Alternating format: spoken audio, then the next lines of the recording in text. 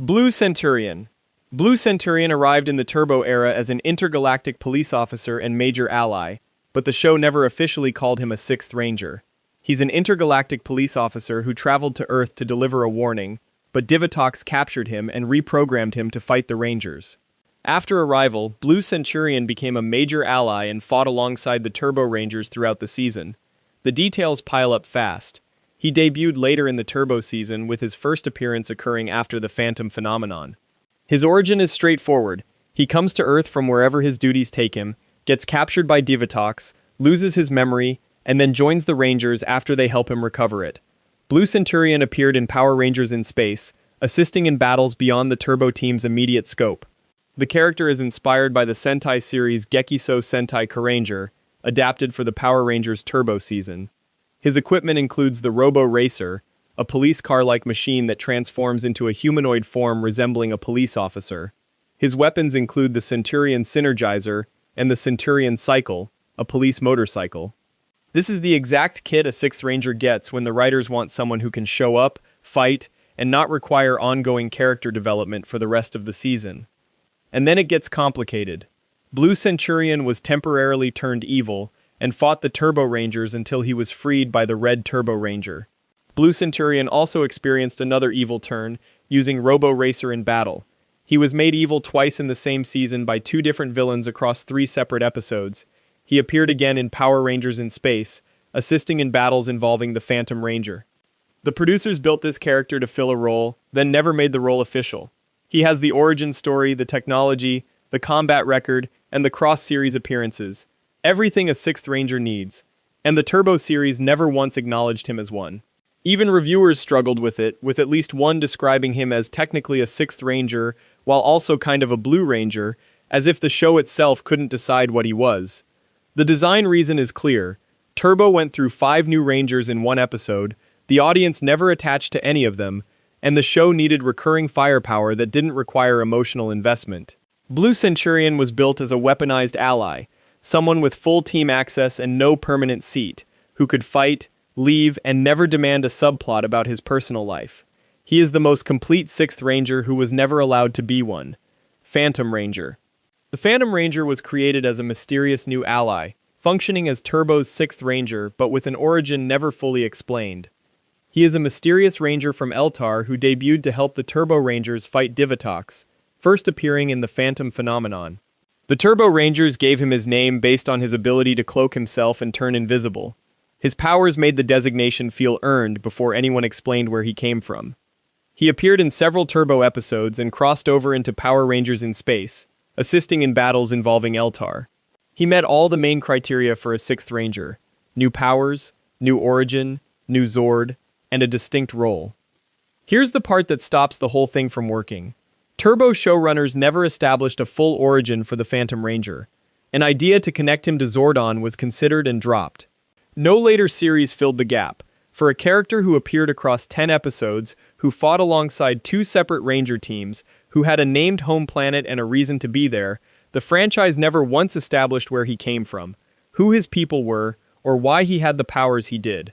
The absence isn't mysterious, it's just empty.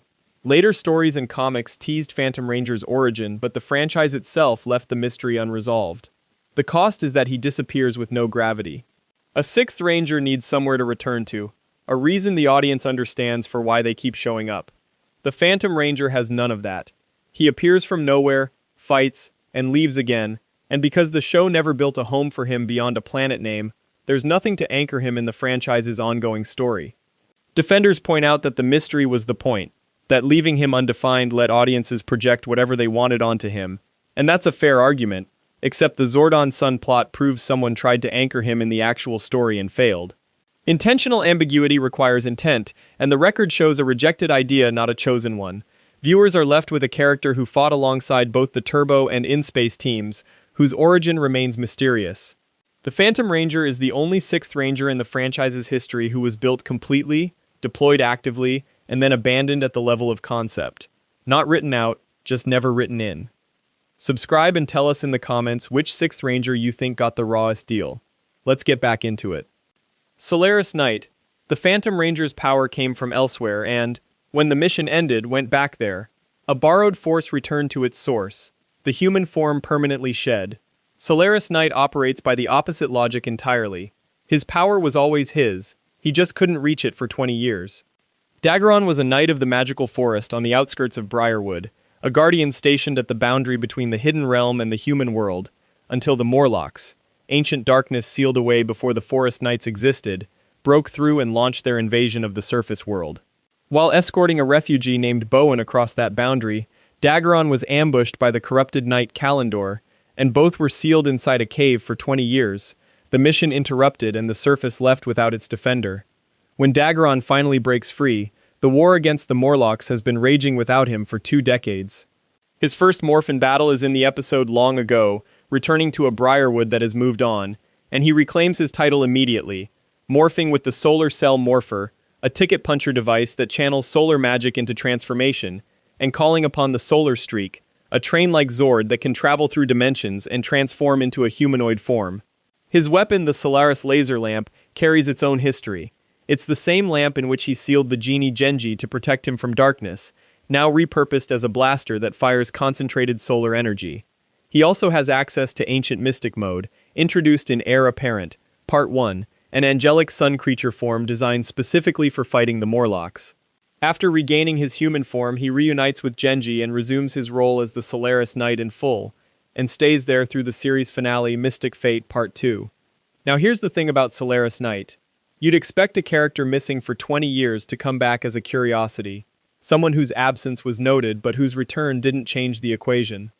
But the moment Daggeron steps back into the fight, the problem he creates isn't irrelevance, it's that he's powerful enough to destabilize the team's entire power structure.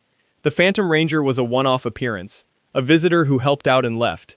Solaris Knight shows up and becomes a core team member for the rest of the series. He's based on the Sentai series Maho Sentai Magi Ranger, but where many Sentai-sourced Rangers get simplified for Western audiences, his backstory carries genuine weight.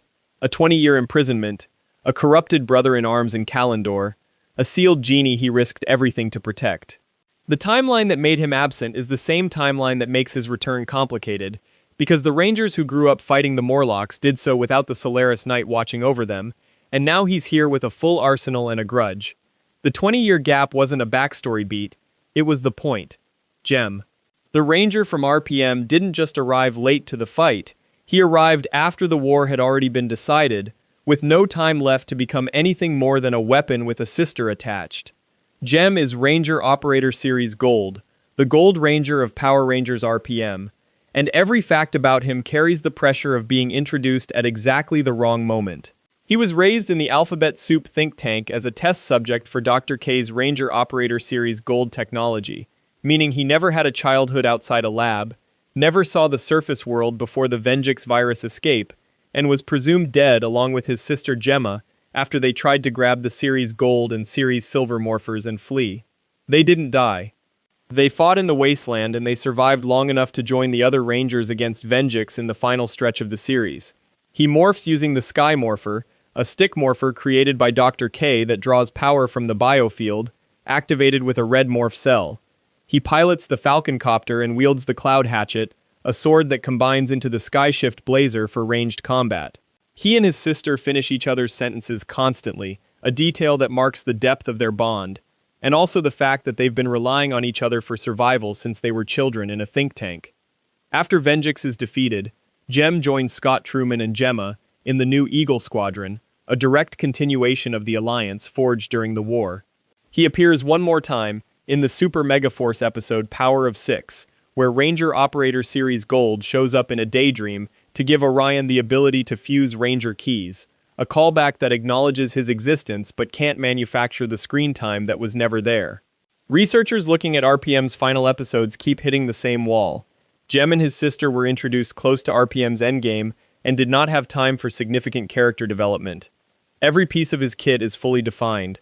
The Morpher, the Zord, the weapon, the sister, the think tank backstory, but none of it earned a single episode of its own. He arrived fully formed and immediately became history. The facts don't allow for a more generous interpretation. A character with a defined arsenal, a clear relationship, and a specified role, introduced so late that all three remained potential rather than actual. What the timeline did to Solaris Knight 20 years of absence.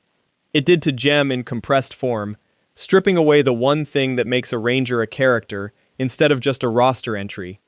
Gemma, the girl who grew up inside a think tank, now morphs into one of the most capable Rangers on the team, and the gap between those two versions of her is wider than it has any right to be. Played by Lee Ming-hu as Ranger Operator Series Silver in Power Rangers RPM, Gemma was raised from childhood inside the Alphabet Soup think tank as a test subject for Dr. K's Ranger Operator Series Silver technology. Every piece of her Ranger equipment, the Sky Morpher, the Red Morph Cell, the Cloud Hatchet, was built around her, but she never chose any of it. Dr. K created the Venjix virus, which destroyed Alphabet Soup, the only home Gemma had ever known. The two siblings survived Venjix's assault on Earth by recovering the prototype series Gold and Silver Ranger gear while escaping Alphabet Soup, then fought through the wasteland for an unknown stretch of time before linking up with the other Rangers. By the time she joined the team proper, she was still learning how to be a person in any conventional sense, let alone a Ranger.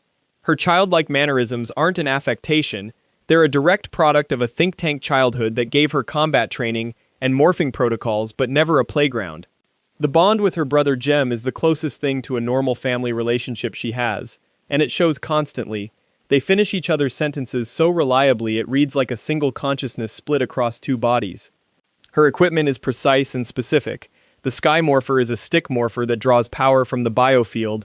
She morphs using the Red Morph Cell, which is an engine cell. An engine cell #8 powers both the Tiger Jet Zord and the weapons she uses as Ranger Operator Series Silver. Her personal weapons include the Sky Fan and the Sky Trident, built for her combat style as Silver Ranger. After defeating Venjix, she joined Scott Truman and Gem in the new Eagle Squadron, and her appearances extended well beyond RPM. She later joined the Ninja Steel Rangers in their episode Dimensions in Danger against Lord Draven. For a Ranger whose entire identity was manufactured in a laboratory, her gear carries something genuine. The Cloud Hatchet and Skyshift Blazer weren't scavenged from a villain's weapon cache or pulled from a hidden chamber. They were built for her, by the only person who ever knew her as more than a test result, which makes them the most personally rooted arsenal in the RPM lineup. That distinction is what sets her apart from Rangers who found their powers waiting for them in a temple or a journal. Everything Gemma wields was designed around her specifically. Keeper. Where Gemma's story touches one life from inside out, Keeper's reaches across a planet's entire geologic history, because the extinction event that killed the dinosaurs has a name, and it's Sledge. Keeper is the 6th Ranger of Power Rangers Dino Charge, the 22nd season of the franchise, and 10 magical Energems form the absolute center of every choice he has ever made. Keeper carried 10 Energems under his protection, these stones of pure energy so valuable that Sledge, an intergalactic bounty hunter, pursued Keeper through the galaxy specifically to seize them and conquer the universe. 10 stones, 1 alien dinosauroid carrying them across the stars, and a hunter who would burn through solar systems to get them back. Keeper crash-landed on prehistoric Earth and entrusted the Energems to dinosaurs for safekeeping, then crippled Sledge's ship with a bomb that left the bounty hunter stranded in deep space for an estimated 65 million years. In the present day, Keeper was found by paleontologist Kendall Morgan, and the two set up a base under the Amber Beach Dinosaur Museum. Zenoing was Keeper's apprentice and becomes one of the Dino Charge Rangers bonded to an Energem, stretches across the entire Dino Charge season, and anchors its entire mythology. The number 10 runs through every detail of his story. 10 Energems, 10 dinosaur partners, 10 Rangers drawn to the stones across the modern era. That count is the entire point. Keeper didn't just bring 1/6 Ranger power to the table, he brought a system, a complete roster locked inside 10 magical stones scattered across a planet. The instinct is to treat Keeper as just another helpful alien ally who showed up with ancient wisdom and a fuzzy dinosaur aesthetic, but the facts as Ranger Wiki documents them tell a very different story. Keeper is an alien dinosauroid pursued through the galaxy by Sledge, who sought the Energems in Keeper's care to conquer the universe. That pursuit ended when Keeper crashed on prehistoric Earth, and the consequences rippled across every subsequent era of the planet's history. Sledge's asteroid collection, his horde of captured space rocks, rained down on prehistoric Earth, causing the extinction of the dinosaurs. Sledge's presence and the Energems Keeper carried set events in motion that shaped the planet's history, a bounty hunter's collateral damage written into the fossil record. Power Rangers Dino Charge is the Power Rangers franchise season in which Keeper serves as mentor to the Ranger team. Keeper didn't join a team and help save the world. He crashed into it, entrusted the Energems to the dinosaurs over 65 million years ago. A sixth Ranger who reshapes the planet's history isn't just a power boost for the existing team, they're the event that made the team's world possible in the first place. Mercury Ranger. The cosmic chase that carried Keeper across the galaxy ends with him finding refuge on a team whose next recruit also happened to be from somewhere other than Earth. Where Keeper's story is the hunted alien racing through space, the Mercury Rangers is the alien who simply showed up. And the gap between those two positions is where the real story lives. The hard facts are lean. The Mercury Ranger, civilian identity Tyzon, is the 6th addition to the Operation Overdrive team, and he is from another planet. That's the complete research record. 3 data points. But those 3 points contain a structural contradiction the show never addresses, because the show never really addresses Tyzon at all, not in any way that justifies what his designation implies. Operation Overdrive's premise, from its first episode, was a team of 5. 5 Rangers, 5 Jewels, a mission built around that exact number. The team was the Overdrive Rangers, period. The 6th slot did not exist in the design. And then suddenly there was a 6th Ranger, and he was not from Earth. He was an extraterrestrial being incorporated into a human team whose entire operational structure had been built for 5 human beings. That incorporation happened off-screen, between episodes, with no ceremony, no diplomatic framework, no in-universe explanation that holds up to scrutiny. The Mercury Ranger powers were not conferred by any ancient lineage, any intergalactic council, any formal alliance between civilizations.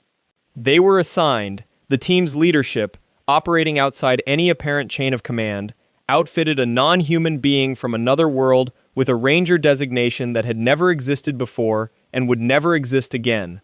The Mercury in Mercury Ranger was not a title earned, inherited, or bestowed by any cosmic authority. It was the next available slot on a team whose roster had been permanently fixed at 5 from the moment the series launched. Tyzon's planetary origin is real. His extraterrestrial status is not in question, but the Ranger name attached to him does the work of making a practical roster expansion feel like something mythic, when it was just a show adding another colored suit to the lineup. Orion. Where the Mercury Ranger's story had the fragile coherence of an alien recruited to a team, Orion strips that coherence away entirely and replaces it with something far heavier. He is the sole survivor of a planet that no longer exists. Andracia. That was his home. He was a miner there, routine excavation work, the kind of job that produces dust and stone in ordinary days, when the Armada arrived and wiped out everything he had ever known. Every person he ever met, every building he ever entered, every street he ever walked, every sound he ever heard in his native language, gone in the span of whatever the invasion required. He found the legendary Silver Morpher and the Silver Ranger key during a dig 1 week before the Armada came, which means he was carrying the most powerful weapon in the galaxy at the exact moment his world ended, and it did not stop the Armada from ending it. The Morpher was not a safeguard, it was a find. He swore vengeance, which is the only response the facts leave room for, and he executed an escape that belongs in a different kind of story entirely. He fired a rock at an Armada spaceship with a slingshot, a mining tool essentially, repurposed, brought the ship down, and commandeered it. That is how the sole survivor of a destroyed civilization reached Earth. Projectile weaponry and opportunism. Not a rescue, not a summons, a slingshot and a stolen ship. His Zord is the Q-Rex, which can shift between drill mode and dinosaur mode before assembling into the Q-Rex Megazord. The drill form is not coincidental, it's the tool of his old life, scaled up, weaponized, now clearing a path through Armada forces. His weapon, the Super Silver Spear, transforms into the Super Silver Blaster. A spear and a blaster, close combat and ranged fire, folding into each other the way his identity folded from miner to soldier, without ever fully leaving either behind. He demonstrated classic fish-out-of-water behavior when he arrived, mistaking a rock concert for an event involving actual rocks, which is exactly the kind of detail a writer adds to signal that this person has been dropped into a world that makes no sense to him, operating by rules he never learned. He left Earth once, went back toward Andracia, and came back when intelligence indicated the Armada was still deploying ships.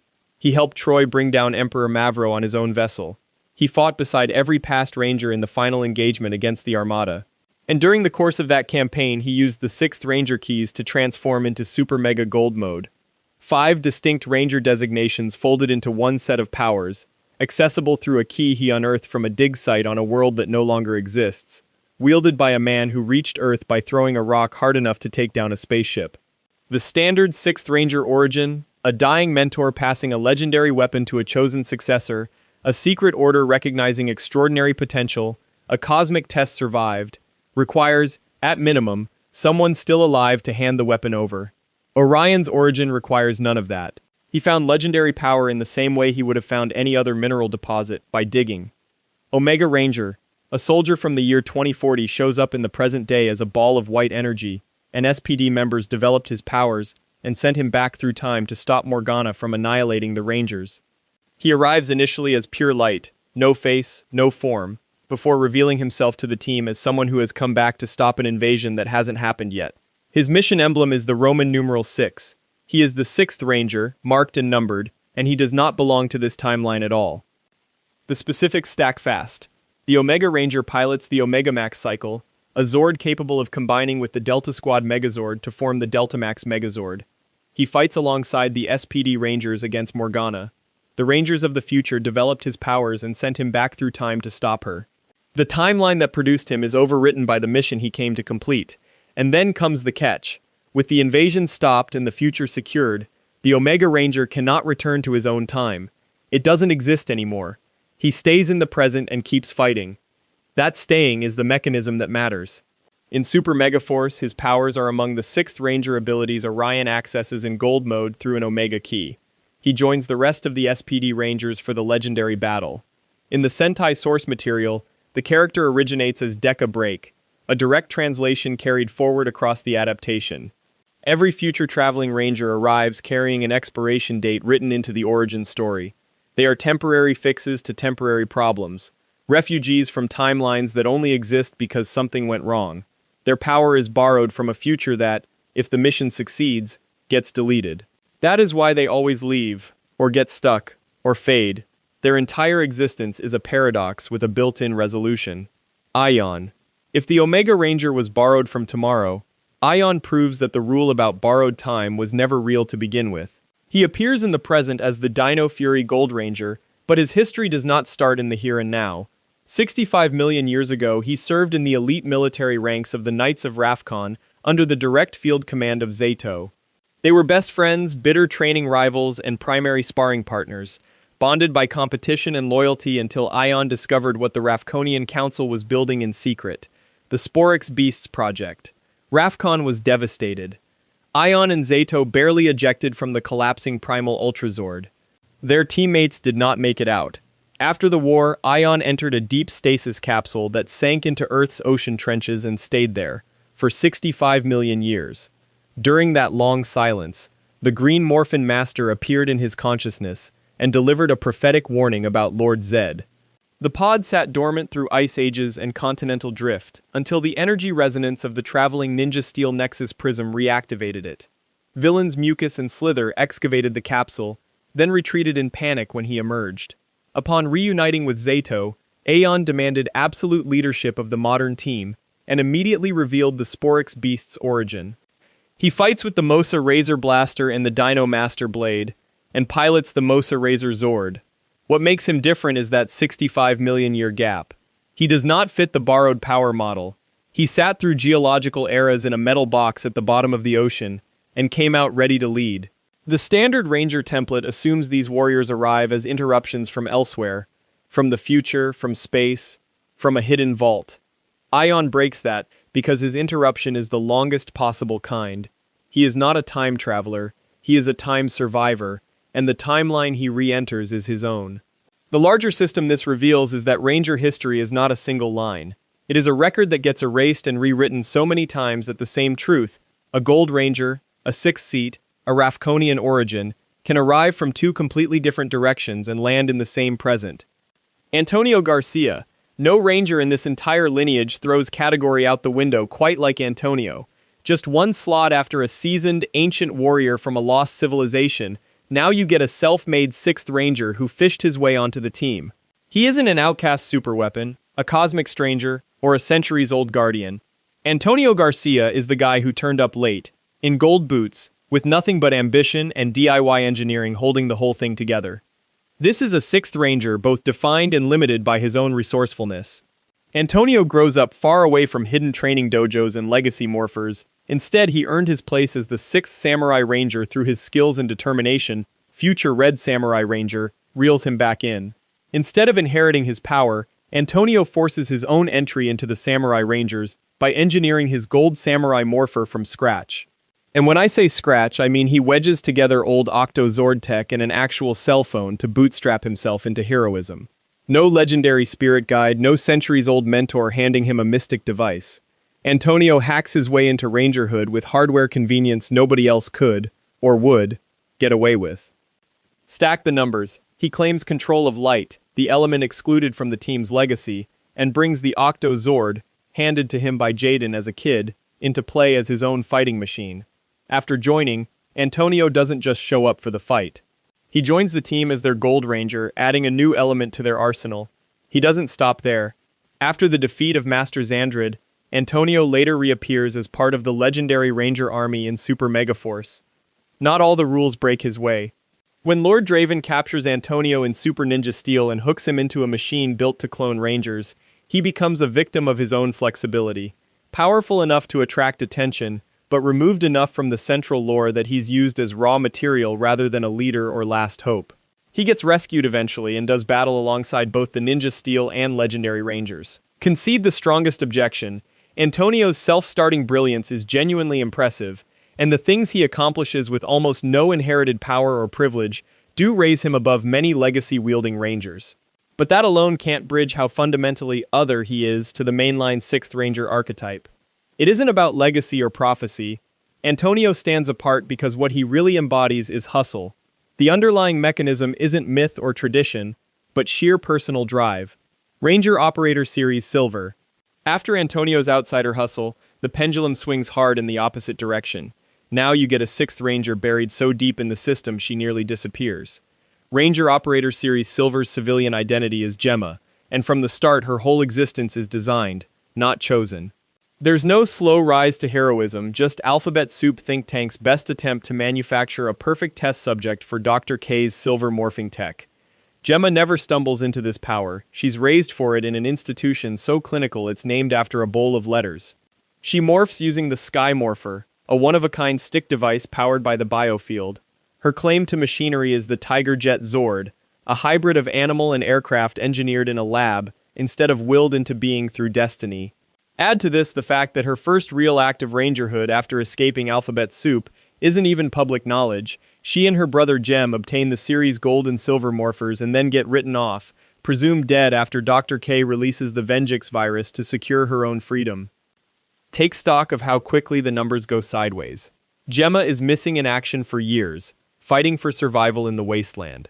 When Ranger Operator Series Silver appears to Orion in Super Megaforce, it isn't even as a physical presence but a dreamlike cameo, a nudge to fuse Ranger keys, more idea than person. Presumed dead, fighting in secret, recruited only as an afterthought once the other Ranger operators have been brought together. This isn't a matter of missing out or coming late. It's almost the template for how the 6th Ranger can be erased by their own system. And the worst part is how invisible her cost becomes. Every system that built Ranger Operator Series Silver is designed to replace the individual with the role. Think about it. Gemma spends her formative years in a think tank as a human experiment, survives apocalypse, resurfaces to finish another scientist's fight, and then, what? The series barely acknowledges the trauma or loss, just absorbs her back into the team, as if nothing more happened than getting delayed in traffic. But the skeptic pipes up. That's just the way Ranger teams work. Everyone's got a grim origin. Why single out Gemma? Fine. But Gemma's case isn't generic tragedy. She forfeits a normal life twice over, first as a child lab subject, then as lost collateral damage in Dr. K's desperate virus gambit. Not every Ranger's power makes them non-human, but here, the machinery that empowers Gemma is the same machinery that erases her story. Because underneath all the machines and morphers, the real story is about a person almost lost in her own costume, a Ranger whose greatest power is surviving being made a tool, and who, for all her technology, never really gets to choose what happens next. Robo Knight. The Megaforce team had Gemma, a human pilot turned ranger. Now the gloves come off. Robo Knight is a warrior built, not born, created by Gosei thousands of years ago. He wasn't recruited, he was engineered. And the Earth itself was the trigger. When Vrak and the toxic beasts started to threaten the ecosystem, the planet woke him up from a block of ice. But Robo Knight didn't remember anything except his mission: defend the environment, at any cost. It's not just his origin that's different. Robo Knight doesn't want teammates, doesn't share plans, and spends his early battles refusing to work with anyone. His default is lone wolf. He is equipped with the Robo Morpher, a device used for transformation and combat that uses power cards for attacks and transformations. He transforms into the Lion Zord, which forms the Lion Mechazord. His arsenal includes the Robo Blaster as one of his primary weapons. That isolation doesn't last. When Robo Knight is overmatched, he has no choice but to team up with the Megaforce Rangers. He grows, but not willingly. Cooperation is just the last resort. Even then, his story isn't about friendship or trust. Vrak captures him, converts him into Dark Robo Knight, a mindless weapon. Troy Burrows has to power up with golden energy and punch him free. Robo Knight then goes from lone warrior to sacrificial protector, giving up his life to save Orion, the Silver Super Megaforce Ranger, from the destruction of Vrak's underwater lab. Now the part every fan fights over, Robo Knight returns in legendary battle, revived without any official explanation, and reveals himself to Troy. There is the bland theory, maybe he was rebuilt, or just wasn't dead after all. But the evidence won't support it. No one investigates, no one offers an answer, and what happened to Robo Knight is never explained on screen. The only thing clear is this: the Megaforce era needed a wild card, and Robo Knight delivers that with zero apologies. His entire arc is driven by a fundamental contradiction: created for teamwork, programmed for solitude, and resurrected without reason. Robotic logic, human mess. The line you'll remember won't be about powers or forms. Robo Knight is the only sixth ranger whose resurrection is never explained, and he's the only one who always stands alone, even in the end. Silver Space Ranger. Robo Knight was a solitary anomaly, one ranger against the world. Jane, the Silver Space Ranger, changes everything. His appearance isn't a single character in isolation, it's an event that forces Andros and the entire team to reevaluate the balance of power. Jane isn't just another ranger suit, he is the civilian identity of the Silver Space Ranger, played by Justin Nimmo. Born on KO-35, a Korovian, and telekinetically adept, Zane was nearly killed during the United Alliance of Evil's raid. While Andros and the others survived, Zane was cryogenically frozen for 2 years in a secret chamber on the Astro megaship. His body kept in stasis, waiting for medical technology that may never come. When he wakes, it's not heroics, it's recovery. And for a while, even staying morphed exhausts him. Every battle comes with a risk. His morpher could run out of charge, ending his transformation mid-fight. As the sole survivor of his squad, Jane returns with all his powers: telekinesis, combat skill, and the ability to morph, but he moves through recovery and adaptation. His trust with Andros has to be rebuilt, and his connection with the team relies on constant, visible struggle. He can't remain morphed for long, and every use drains him further. The verdict is not about power, but fragility and scope. The Silver Space Ranger isn't the unstoppable backup plan. He's a living testament to how the world changes when one ranger returns to a team broken by war. Jane's arc never pauses for oversimplified answers. The most striking image is his frozen chamber, the slow thaw, and the first steps he takes back onto the Astro megaship, reborn into a universe that has moved on without him. Green Samurai Ranger. The Silver Space Ranger may have been the franchise's first extraterrestrial ranger, an outsider whose power source and institutional authority came from a formal galactic organization, but the Green Samurai Ranger's ties to the villain run deeper than any institutional affiliation. Lothar, the primary antagonist of Ninja Storm. He enters Power Rangers Ninja Storm, who served as mission control at the Ninja School, orchestrating Zord and weapon deployments from the ninja school his father runs. That same father, the team's mentor, forbade him from undergoing ninja training, and the prohibition did not produce quiet acceptance. It produced the kind of resentment that pushes a young man to sought powers his father would not grant him. That time travel detour is not a side detail in his biography, it is the engine of the entire character. and it is the mechanism that produces the season's most personal revelation.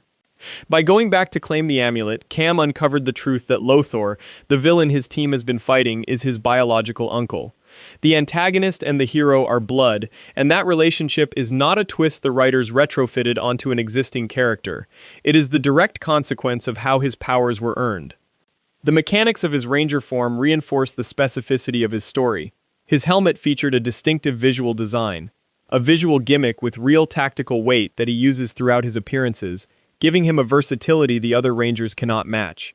And the two-part origin episode that documents his journey from resentful mission controller to earned team member is widely regarded as one of Ninja Storm's highlights, depicting a Ranger whose inclusion feels organic rather than appended. This is not a minor structural note. Power Rangers Ninja Storm deliberately broke from franchise tradition by not starting with 5 Rangers, and that one decision reshaped what a 6th Ranger could be, the team of Wind and Thunder Rangers. His introduction had to justify the team's composition from the ground up, which means his origin could never have been an afterthought. It had to be the point. The entire season was built around the premise that the 6th Ranger was the reason the team existed at all. Dino Charge Gold Ranger. That family entanglement sounds extreme until you meet a 6th Ranger who was literally trapped inside a monster, watching his own body become a weapon against the team he would eventually join. Sir Ivan, a knight from the fictional country of Xandar, spent his tenure as the Dino Charge Gold Ranger inside one of the season's monsters. The duration of that imprisonment is never specified in any detail, only that he was there, trapped, conscious, and powerless to stop his own form from being used as an instrument of destruction against the Rangers. That physical detail separates him from every other Rangers-aligned 6th member in the franchise's history. Evil coercion, mind control, and deception are the tools previous writers used to explain a Ranger's temporary opposition to the team. None of those required the Ranger to be physically present inside the monster doing the damage. Ivan was inside it. He had no agency, no way to signal distress, no mechanism by which he could have stopped what was happening, and his being the only Ranger in that exact position is the storytelling shortcut worth examining. Once the Rangers freed him from Fury, they accepted him after freeing him from the monster. The evidence of his unwilling participation was irrefutable, because his own body had been a weapon against them. The narrative moved from imprisonment to integration in a single beat, because the moral calculus had no variables left to resolve. A man forced to fight you is not a former enemy. He is a hostage you never knew you had. What this setup actually does is compress the entire 6th Ranger arc into a physical premise, rather than a psychological one, and the compression is the design choice worth examining. A standard coerced 6th Ranger forces the team into extended conversations about loyalty, into tests of motive, into the kind of dramatic machinery that makes those introductions feel structurally similar season after season. Ivan's story removes all of that entirely and replaces it with something that requires no debate at all: empathy. Because the evidence of his victimhood is written on the surface in a way that cannot be disputed. There is no trust to rebuild when the enemy was literally wearing your future teammate's face the entire time. The unanswered question is why this particular approach, 6th Ranger as literal prisoner rather than convert, never became a recurring template, given how efficiently it eliminates the structural problems that make half the franchise's 6th Ranger introductions feel like variations on the same 3 beats. Ninja Steel Ranger. The Ninja Steel Ranger occupies a category that feels anything but rare, and that's exactly what makes the confusion worth untangling. Power Rangers Ninja Steel is the 24th installment of the Power Rangers franchise, premiering on Nickelodeon on January 21, 2017. The series carries the label that fans invented years earlier, a term applied so broadly across the franchise's history that it stopped carrying any consistent meaning. The second season, titled Power Rangers Super Ninja Steel, premiered on January 27, 2018, and ran through December 1, 2018, and that run is where the entire conversation about late-arriving Rangers gets complicated. As the 25th anniversary season of the franchise, Super Ninja Steel featured over 100 popular Rangers from past seasons, pulling characters from across 25 years of the show. Suddenly, a fan-coined label felt institutional. Suddenly, the idea of a 6th Ranger seemed like an official role with rules, rather than a piece of internet slang that stuck. It didn't, and separating the fan terminology from what the show actually produced matters more than most viewers realize. Here's the thing about the category itself. What people usually mean when they point to the Ninja Steel Ranger as a 6th Ranger has almost nothing to do with the actual Ranger in question. It has to do with the anniversary structure of Super Ninja Steel. The season was explicitly designed around the 25th anniversary, which meant a constant parade of returning Rangers from previous series, and that parade made it seem like a new category of Ranger had been formally added to the team. The returning Rangers wore their original suits, used their original weapons, appeared as their original characters. They weren't a new Ranger color or a new member integrated into the core team. They were guests. The Ninja Steel team's own lineup, the Rangers introduced as part of the core season, followed the standard pattern established long before anniversary seasons were a concept. That distinction matters because it's the difference between a Ranger who actually belongs to the team and a Ranger who is visiting it. The fan label 6th Ranger was built on the visiting model, applied to characters like the Phantom Ranger or the Titanium Ranger who showed up from outside. The Ninja Steel Ranger doesn't fit that model at all, and yet the anniversary noise around Super Ninja Steel made it seem like it did. The contradiction the Ninja Steel Ranger opens with, a Ranger who exists inside a category that was never officially defined, wearing a label invented by fans, celebrated by a season built around nostalgia, resolves to this. 6th Ranger has always been fan terminology, not an in-universe classification, and Super Ninja Steel's anniversary celebration made that fact harder to see, not harder to verify. The returning Rangers from past seasons numbered over 50 across 3 years of anniversary programming, and the sheer volume of them made a piece of internet slang feel like canon. The Ninja Steel Ranger is not a codified 6th slot on the team. The franchise has never had a rule that says a team gets exactly 5 Rangers and then a 6th one shows up later.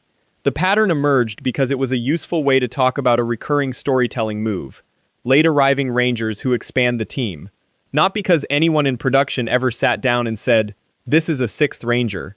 Super Ninja Steel ran from January 2018 to December 2018 as the franchise's 25th anniversary season, and every returning Ranger in that lineup carried the weight of fan terminology that had been building for decades. The label survived because it was useful, not because it was real. Quantum Ranger, just past the 25th anniversary spectacle of Super Ninja Steel, a season built entirely on pulling Rangers from across the franchise's history. The Time Force era hands you something far more structurally interesting. Eric Myers is Wes Collins' estranged classmate, and he caught wind of the Quantum Morpher before the Time Force Rangers did, beating them to it and becoming the Quantum Ranger on his own terms, with no team behind him and no institutional authority granting him the role. His base of operations is Silver Hills, the same city the Time Force team operates out of, which means he's not some rogue agent operating out in the wilderness. He's functioning in the same jurisdiction as the actual Rangers, with the same kind of firepower. His weapons and gear include the Quantum Morpher, the Quantum Defender, and the TF Eagle. His Zord is the Quantosaurus Rex, which combines into the Quantosaurus Megazord. Eric Myers joined the Silver Guardians, a paramilitary organization owned by Wes's father, Mr. Collins, and it was there, inside a private military force funded and controlled by the father of the Red Time Force Ranger, that his jealousy hardened into something more directed, when he learned that Wes was the Red Time Force Ranger. And that is the small version of the problem. Eric Myers is portrayed by actor Daniel Southworth, and his arc doesn't end with stolen technology and a personal grudge. It ends with a private army equipped with Time Force hardware, answering to a man who resents the actual Ranger team's authority. The Silver Guardians, as a paramilitary organization, represent exactly the kind of institutional power that the Quantum Morpher and the Quantosaurus Rex were supposed to be protected from. Eric didn't just find a Morpher in a ditch. He infiltrated a paramilitary organization with access to Time Force resources, commandeered Zord-level hardware, and positioned himself as an armed rival to the team that was supposed to be wielding it. The TF Eagle, the Quantum Defender, the Quantosaurus Rex. These aren't sidearm-level equipment. These are the kind of weapons that, in any other series, would be locked behind clearance levels that a disgruntled civilian wouldn't pass. Eric passed them without ever being vetted by the Time Force Academy or approved by the team's chain of command. He joined a private military force and was given access to hardware designed for temporal law enforcement, all because his rival's father owned the organization. This reveals that the Time Force system was leaky at every structural level. The Quantum Morpher sat in a location accessible to anyone who knew to look for it. Eric caught wind of it through informal channels, not through any breach of security that the show treats as remarkable. The Quantosaurus Rex, a Zord-scale asset, was apparently retrievable without the team's involvement. The Silver Guardians, a paramilitary organization operating in Silver Hills, had custody of Time Force-grade equipment without any visible oversight from the Rangers themselves. Eric Myers' personal grievance, jealousy over Wes Collins' position as the Red Time Force Ranger, is the narrative explanation for why he took the morpher, but the systemic explanation is that nothing stopped him from doing it. The technology wasn't secured, the organization that ended up controlling it had no accountability to the Ranger team, and the person who walked in off the street with a grudge was handed enough firepower to fight a Megazord. That's the contradiction this Ranger was built on. The system was broken before Eric ever touched the morpher. White Dino Ranger. Where the Quantum Ranger bent Time Force protocol by stealing access he wasn't cleared for, the White Dino Ranger shows those boundaries were never real to begin with, because the power he wielded was never meant for the Rangers in any timeline.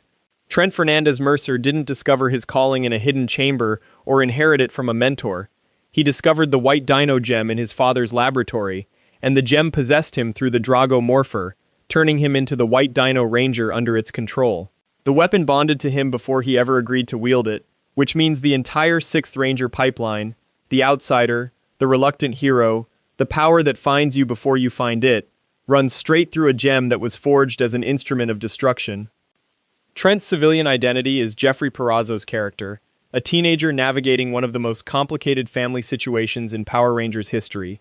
He's the adopted son of Anton Mercer, Tommy Oliver's former boss, which ties his entire arc to the franchise's deepest lore.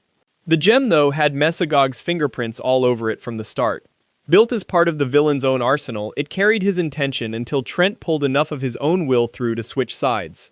That pivot is what earned him the White Dino Ranger title instead of remaining the evil White Ranger. The gem didn't change hands, the person holding it did, and the powers it granted reflected that split. Where other Rangers wield fire or lightning, the White Dino Ranger got camouflage. Not flashy, not explosive. Tactical. The gem literally built evasion into his core ability, as though it was still halfway committed to the stealth mission it was designed for. His equipment stack is built around the Drago Morpher, a Tupac-Suara-themed wrist device that draws its power directly from the White Dino gem. The Dragozord, a massive white Tupac-Suara-like Zord recovered from an egg, serves as his primary Zord, and he can merge it with the Stegozord, a crimson Stegosaurus-like Zord he commandeered, to form the combined Dino Stegozord. The White Dragosword handles close combat and fires laser arrows when ranged fire is needed. Max out the gem's energy and he unlocks Super Dino mode. The White Dino ATV, a motorized Tupac-Suara-themed vehicle, rounds out his arsenal, and here's the detail that closes the loop. The ATV rounds out his arsenal. Every major piece of Trent's hardware, from the first piece of armor to the ground vehicle, was forged by the man who wanted him dead. Here's where it gets interesting for the category as a whole. The specialist objection would be that the White Dino Ranger's origin breaks the 6th Ranger template. That a hero coerced into villainy and then rescued by his own choice doesn't fit the standard model. But the model isn't broken, it's operating exactly as intended, just harder to see because the villain built the gear instead of leaving it in a temple for someone worthy to find. Look at the full roster. The powers always originate with the enemy. The villain creates or discovers them and the hero takes them. The White Dino Ranger just skips the ancient artifact waiting to be found step and goes straight to theft from the source. Mesogog invested resources, time, and intent into that gem. Trent discovered the gem in his father's laboratory. 6th Ranger power is, structurally, villain technology repurposed by someone who chooses to use it differently. The gem grants camouflage because its original owner needed a spy. Trent uses it to outmaneuver that same owner. The arc writes itself. Titanium Ranger. Where the White Dino Ranger proved that 6th Ranger powers are stolen property repurposed by the good guys, the Titanium Ranger is the one case where the franchise invented something entirely from scratch and didn't bother pretending it came from anywhere else. Introduced in Power Rangers, Lightspeed Rescue, the Titanium Ranger holds a distinction no other 6th Ranger on this list can claim. He has no Super Sentai counterpart. No direct Sentai counterpart existed, making Ryan the first American original Ranger. His suit and morpher were built as the first American original Ranger design. In a franchise built on adapting Japanese footage, an entirely original American Ranger is an act of creative defiance. Ryan Mitchell's story doesn't start with heroism. He enters as an unwilling villain, coerced into working against the Lightspeed Rescue team under direct threat to his own life. The emotional complexity of that position, fighting for the people who think you're their enemy while you plan to defect, gives his eventual turn more weight than most 6th Ranger introductions. When he finally joins the team, the backstory behind his defection isn't glossed over, it's the reason he's there. That combination of original gear and genuinely layered personal stakes made the Titanium Ranger resonate in a way that no amount of imported footage could have replicated. The success of that gamble, that an American audience would embrace a Ranger who looked and operated entirely outside the established template, is measurable in what came after. The franchise didn't just survive the experiment, it used it as proof of concept. If Lightspeed Rescue could launch an original 6th Ranger without a Japanese equivalent, then every subsequent season had permission to take bigger swings. The Titanium Ranger expanded the franchise's definition of what a Ranger could be. White Ranger. Tommy Oliver's transition into the White Ranger was remarkably swift. Zordon created the White Ranger powers as a replacement for the depleted Green Ranger energy, already holding Saba in his hand and calling his Zord before the rest of the team had fully processed what was happening. What's notable about that isn't just the promotion itself, it's that Tommy Oliver was already functioning as an actual 6th member of a team that had, until that point, been built around exactly 5 people. The Mighty Morphin team didn't simply expand. The entire structure of the team reoriented around him the instant he arrived. The White Ranger doesn't just differ from the original 5 Rangers in leadership status. He differs in screen time, in narrative importance, and in the way the costume itself signals that this isn't a team of equals anymore. The White Ranger suit carries visual weight that the standard Ranger suits don't, and Tommy Oliver's role as the team's primary combatant and focal point means that for much of his tenure, the show effectively became his show with 4 supporting players alongside him. That's not unusual in hindsight, plenty of 6th Rangers have eclipsed their founding teammates, but it was a deliberate choice baked into the character's introduction, and it set expectations that the franchise has been working with ever since. The gap between what a 6th Ranger could have been and what the White Ranger actually was comes into focus when you compare it to what came before. The original Mighty Morphin team operated as a tight unit of 5. They had established roles, a settled dynamic, and a clear identity as a group. The White Ranger didn't slot into that existing structure. He broke it open and rebuilt it around himself. That's not a flaw in the character, it's the mechanism that made him work.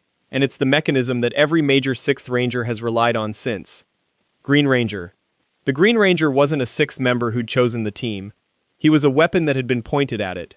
Tommy Oliver in the original Mighty Morphin Power Rangers began his story as a skilled athlete manipulated into serving Rita Repulsa, and everything about the character's initial presentation, the costume, the Dragon Dagger, the Dragon Zord, was designed to make him the team's most dangerous enemy, not its newest ally. The Green Ranger character was adapted from the Dragon Ranger, specifically Yamato Tribe Knight Burai, in the Source series Kyoryu Sentai Zyuranger, and that source material treated the character as an antagonist who would eventually switch sides, which is exactly what the American adaptation inherited and amplified into something far more culturally durable than anything in the original Japanese run. Tommy Oliver was forced to battle the Power Rangers against his will, while under Rita's mind control, wielding the Dragon Dagger and piloting the Dragon Zord in service to the very forces the Rangers fought against. He chose to side with justice after witnessing true courage, breaking Rita's hold and making himself a genuine member of the team, rather than a coerced combatant on its perimeter. After his tenure as the Green Ranger ended, Tommy Oliver transitioned into the White Ranger role with upgraded powers, but that handoff only works because the Green Ranger arc had already established him as someone who'd been inside the enemy's machinery and come out the other side. The 6th Ranger position in the Power Rangers franchise was never going to be a simple addition after this. Tommy Oliver's Green Ranger character is recognized as the archetypal 6th Ranger, the pattern every later entry in the franchise echoes, Mighty Morphin Green Ranger, which put this character in front of an entire generation of American kids. That distance between source and audience is what came directly from this series and this iteration, not from the material it was adapted from. The character was adapted from the Source series Kyoryu Sentai Zyuranger. The character joined the team after initially opposing the Rangers. Every piece of that narrative was already present in the source material in some form. But, and that arc is the one the 6th Ranger trope still traces its DNA back to. The trope is named for the Green Ranger and Tommy Oliver from the original Mighty Morphin Power Rangers, because the franchise's first 6th Ranger was also its Tommy Oliver, is the franchise's first 6th Ranger, built around a single character.